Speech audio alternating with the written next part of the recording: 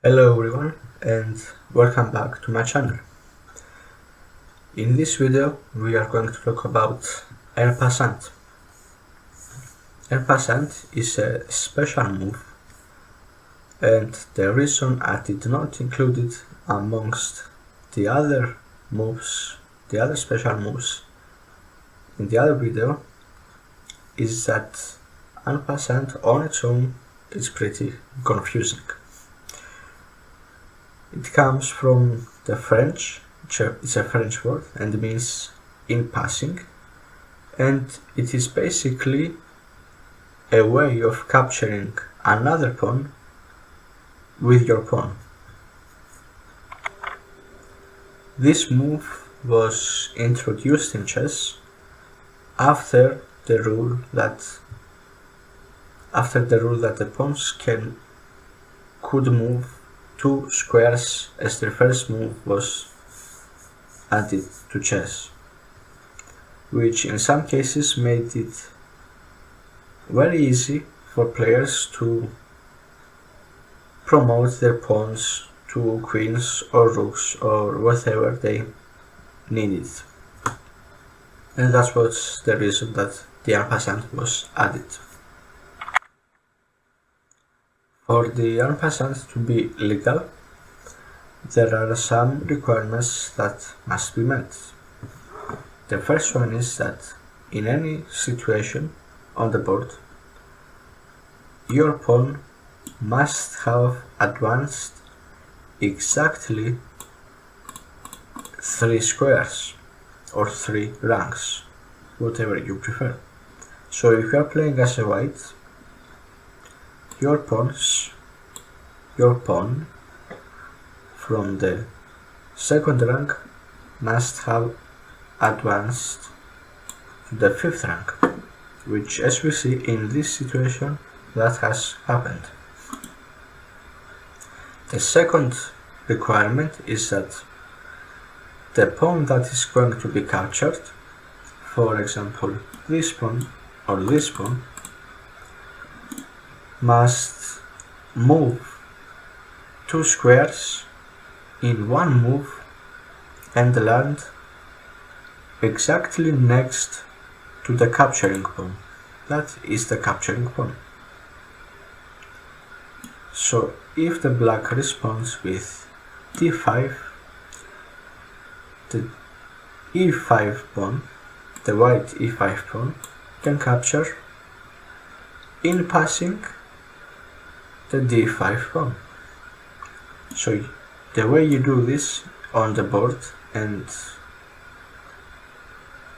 on the internet, but basically on the internet this is going to be done automatically. As soon as you move this pawn here, this pawn will be captured. But on the board with a friend, you move this pawn diagonally here and capture this pawn. Confused? Let's see one more. Let's say the white starts with d4.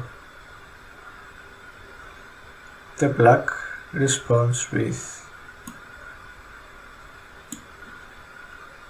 a6. The white continues advancing, and right now is on the 5th rank, so this pawn has advanced 3 ranks from the second. The black responds with e5, and now this pawn, the d5 pawn, in passing can capture this pawn.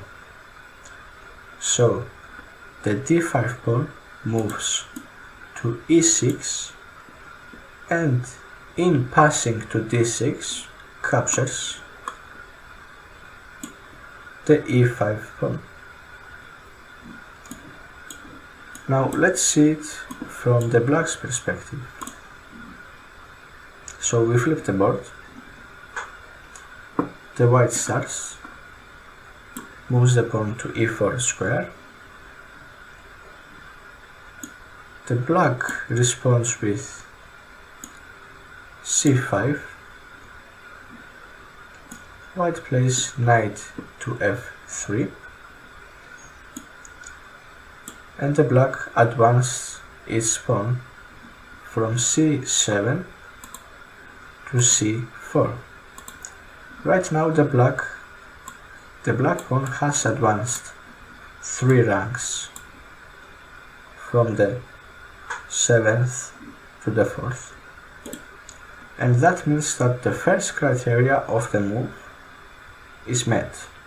Now the second criteria can be met by the white either playing this pawn here, the d2 pawn, or the b2 pawn from here to here.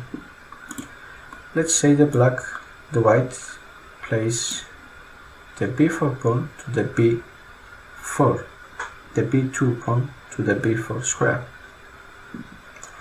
The black now has the opportunity for en passant.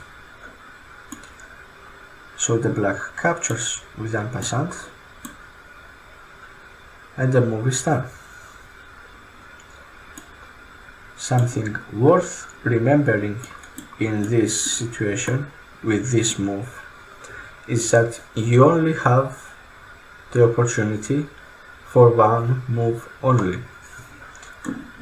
So if your pawn is here and the black plays here, if you don't capture with en passant on this turn, then you lose the opportunity.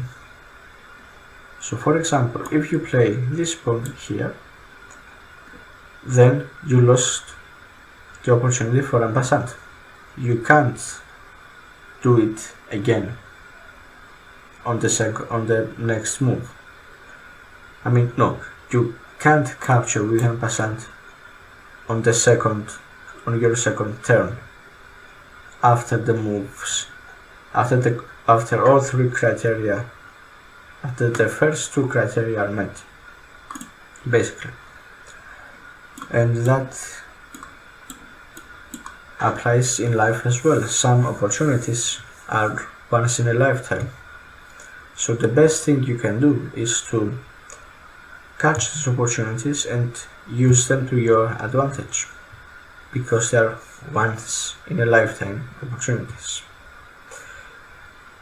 Anyway, this concludes the video for today for en passant.